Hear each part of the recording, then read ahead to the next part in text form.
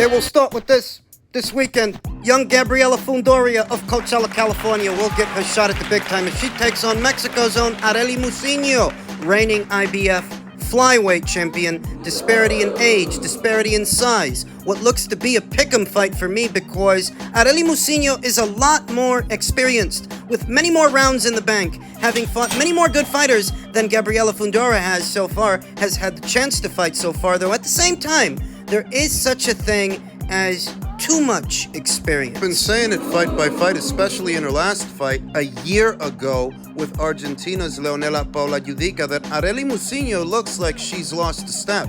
And maybe Gabriela is catching her at the right time. Gabriela Fundora, the younger sister of Sebastian Fundora, who sports a professional record of 11 wins with no losses, no draws, 4 knockouts. The southpaw. Approximately 13 years younger than Arely Muciño, 13 to 14. Gabriela's 21, whereas Arely is 34, and she's a hard 34, a weathered 34. She's a lot more experienced than Gabriela, but perhaps too much. Nicknamed La Ametralladora, translated to English, the machine gun.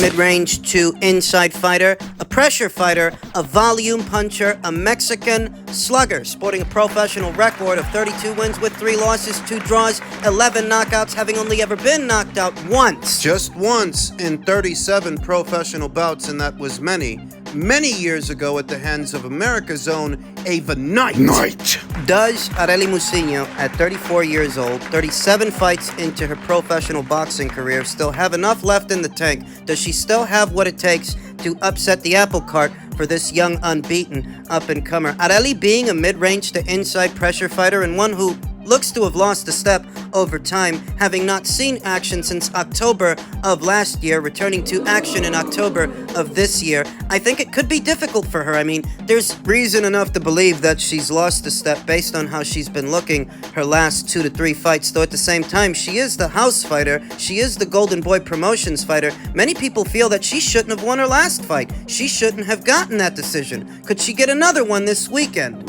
I'm just not sure. On one end, you say that Arely Muciño is a better fighter than any fighter that Gabriela has fought, and given her volume punching and aggressive style, she might fluster Gabriela by throwing more at her than Gabriela is used to. Though at the same time, being that aggressive against somebody who's that much bigger than you are, it could backfire. And Gabriela, unlike Arely Muciño, she's seen action in the last 12 months. She fought at least 3 times last year, and she's already fought 2 times this year. So she's sharp. I am leaning towards Gabriela, and here's why. I'm leaning towards Gabriela in what could be a pick'em fight, but I guess what stands out is that even though trading punches in the pocket, mid-range to inside, might favor the shorter, stumpier fighter, and Arely is that shorter, stumpier fighter, she may come under fire trying to get there. And because she looks to have lost a step in her last 2 to 3 fights, she's not as sharp as she used to be. Not as fast. There's not as much snap on those punches. She could get caught and caught hard coming in. It's the situation. That's why it looks like a pick'em fight. It's why it's either Arely Muciño is going to make it past the straight punches from Gabriela Fundora and fluster her with activity mid-range to inside, or she's not going to get there because Gabriela's going to nail her coming through the front door. So it all depends on what do you believe? What is likelier than not? In a situation like that, who do you trust? Thus, I'm taking it on faith that Gabriela is ready for this. That Gabriela is catching Arely Muciño at the right time to take the blue belt away from her. I'm going with Gabriela Fundora to win a points decision this weekend and become the flyweight division's newly crowned IBF champion. On the predication that she may prove to be too young, too fresh, too big, and too strong for the aging champion. The one who got lucky the last time winning that decision. I don't think she'll get lucky this one. I'm going with Gabriela.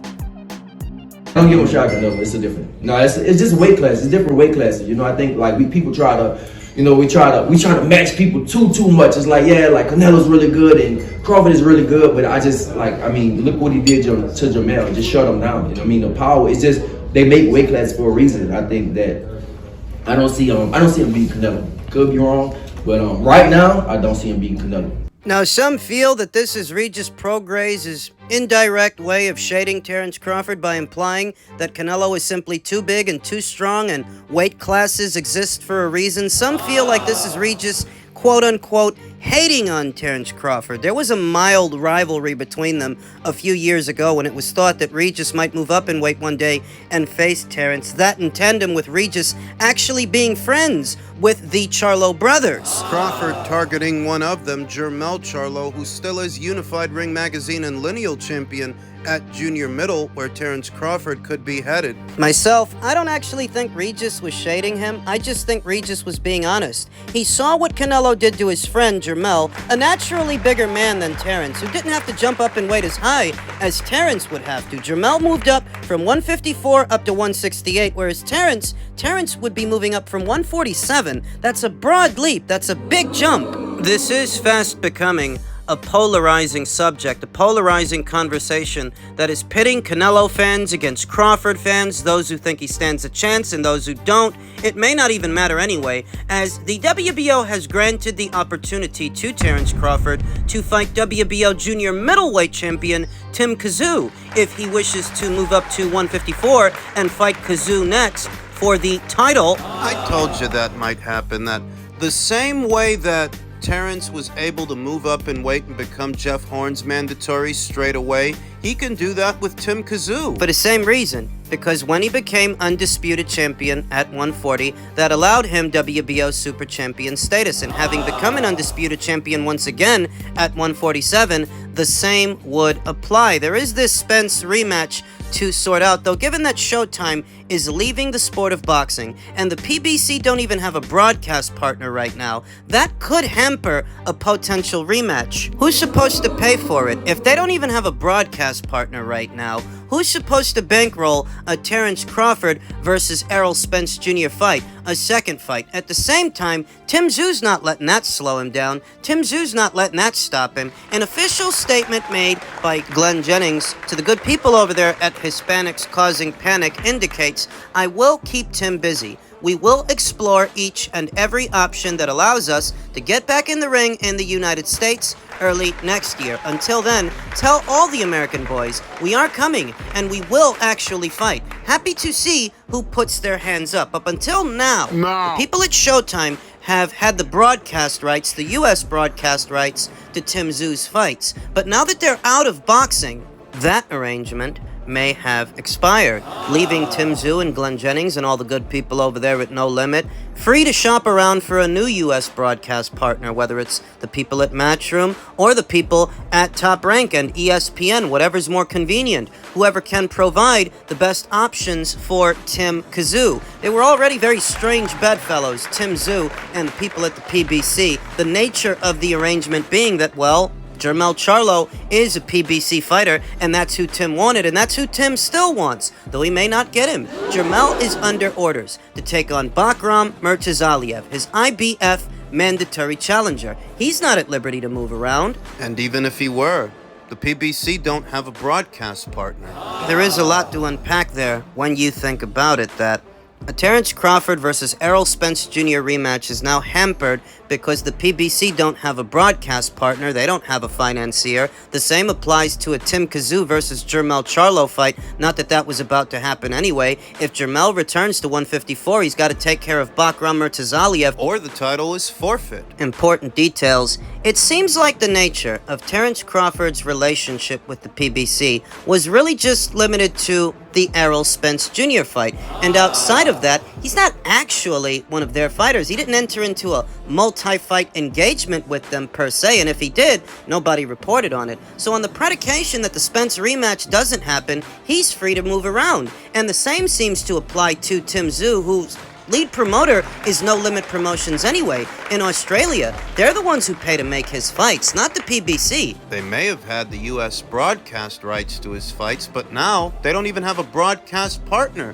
So that kills that arrangement, doesn't it? I hardly think that that's going to stop Tim Tszyu from doing what he wants to do and invading the American boxing scene, though myself, I feel like he should direct that attention to the UK boxing scene, which is a more fertile scene at this time. Things are very topsy-turvy here in America, and it's not what it used to be. This is not your father's era of boxing. In any event, it seems like Tim is going to do what he's going to do, irrespective of what the PBC has or had going on. So who's to say that a Crawford versus Tszyu fight can't happen on a DAZN or an ESPN? Whoever's willing to put the money up. It is in many ways a more sensible and sensical fight for both combatants, for both Tim Tszyu and Terence Crawford, especially Terence Crawford. It's more sensible to go from 147 up to 154 than 147 up to 168. That's what, 3 weight classes? And Tim Tszyu, as fantastic, as sensational as he has been looking, a Tim Tszyu fight is a more winnable fight for Terence Crawford than a Canelo Alvarez fight. By and large, it's a more winnable fight than a Canelo fight. I'm not against it. I'm not against either fight. If he wants to go up there and do the dance with Canelo and Canelo is willing, go ahead, make your money. But if he's not, you can always fight Tim Tszyu and become a 4-division champion that way. What makes a Tim Tszyu fight a much more winnable fight than a Canelo Alvarez fight? Well, the obvious answer is it's not as broad a jump, it's not as broad a leap, and tack on that Tim Tszyu, as good as he is nowhere near as experienced as a Canelo Alvarez. I mean, that goes without saying. So even though he's a fresher, younger, and naturally bigger fighter than Terence Crawford, he is still greener, much greener than Terence Crawford. And at least to Terence, he would appear robotic. To some other fighter, to somebody else, he's a dangerous, dangerous guy. But to Terence, he would appear more simple, more robotic. Physically stronger and bigger, but easy to understand. Not necessarily easy to work around, but I would favor Terence Crawford to win such a fight. I would favor Terence's subtleties over Tim Tszyu's broad strokes and pressure fighting. He's a pressure fighter. That's what he does. Coming forward, stepping into your jab, Terence Crawford's going to pivot. He's going to counter you all night, the same way he did Errol Spence Jr., with the difference being that Tim will take the punches better, but he is going to get punched. Terence's footwork and angles, his pivots being the reason. He's not just going to stand in one spot. But he's not going to retreat either. He's going to use angles like he always does. Does this fight happen? We'll see.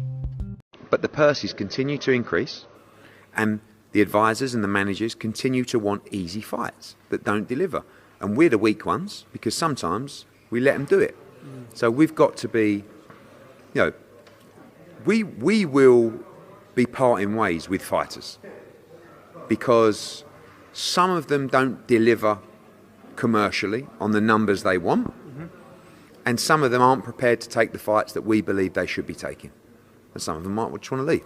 What Eddie Hearn is essentially describing is what we saw play out, what we already saw play out between Edgar Berlanga and the people over there at Top Rank. For the kind of money that Edgar wanted to make and what options were on the table for him, what Top Rank felt was right and appropriate at the time, they just couldn't come to an agreement, a middle ground, so they cut him loose. They let him go, and he washed up ashore over there on the matchroom side of things. What Eddie Hearn is describing, what he's talking about doing, is what Top Rank does all the time, and that is the way that it's supposed to be. That if you can't keep up with the Joneses, if you can't meet the status quo, you can go, because we don't need you. We can't use you. For every fighter and every manager and advisor who believes they should get more money, well, the people investing their money should get a return on that, because when a promoter signs a fighter and finances their fights and pays for their purses, at some point you're going to want a return on your investment. You're going to need one. Otherwise, you start hemorrhaging money and you go out of business, with Showtime having walked away from the sport of boxing. And what business practices led to that? All the dead weight over there at Showtime and the PBC. Guys who want more money but nothing for it, as if it's just falling out of the sky or growing on trees. How many times have you heard me say that there's no such thing as a free lunch? The moral of the story being that everything costs something. And if you enable... You don't shed the excess. You don't get rid of the dead weight. It takes you down with it. I said it in my previous video. It's not that the promoters are always right. It's that they're not always wrong. Sometimes the fighters teams, their managers, sometimes they're the problem. They have unrealistic expectations and don't want to do what is necessary. So if you start seeing some matchroom fighters showing up in other places like on the Sky Sports or Queensbury side of things over there on TNT, you'll know why. They either wanted more money, dollar amounts based on numbers they weren't generating, or they just wanted to stay on easy street, and that wasn't good for business. 2 words that every fight fan needs to acquaint themselves with moving forward is quality control. On the heels of Showtime Boxing's death, quality control is a very important aspect of this business because it's getting more and more expensive to be a fight fan, and you should get your money's worth. Paying for all these box office fights, these pay-per-views, these monthly and or annual subscriptions, you should be getting your money's worth. Sounds like Matchroom in the following year is going to be dishing out some tough love. And if somebody don't like it, they can change their decorum. They can go. And if you're really worth what you say you are, you'll find it somewhere out there in the open market. Somebody who's willing to pay you to take it easy and stay on easy street. See if the fight fans care what interest you can generate. You want to stay on easy street, we'll see what that does for your bank account. What it sounds like is the people at Matchroom and DAZN got the memo, having seen what happened to Showtime Boxing after 37 years in the sport, their inexorable fate. They're not going to wait around and let that happen to them. They're going to shed the excess, and whoever don't want to get with the program, they can leave. I have the sneaking suspicion he's got some contenders and maybe some champions in mind, so it's time to separate the contenders from the pretenders and the champions from the chumps. It's a necessary evil. If you start seeing faces that used to be on Matchroom shows on Queensbury or Boxer, well then you'll know why. You'll know why that happened. In a manner of speaking, everybody's got to hold up their end of the bargain. Everybody's got to pull their own weight. You want more money. Who doesn't? Everybody wants more money, but it's got to come from somewhere. Oversight on spending and what the money is going into, whether or not there's actually a return. Are you getting something back on this investment? Because if you're not, then you don't really need it. This ain't a charity, it's a business. And as much as you hear that when it comes to this business, people don't understand that, the fans especially. But they should. No, the promoter's not always right, but they're not always wrong either.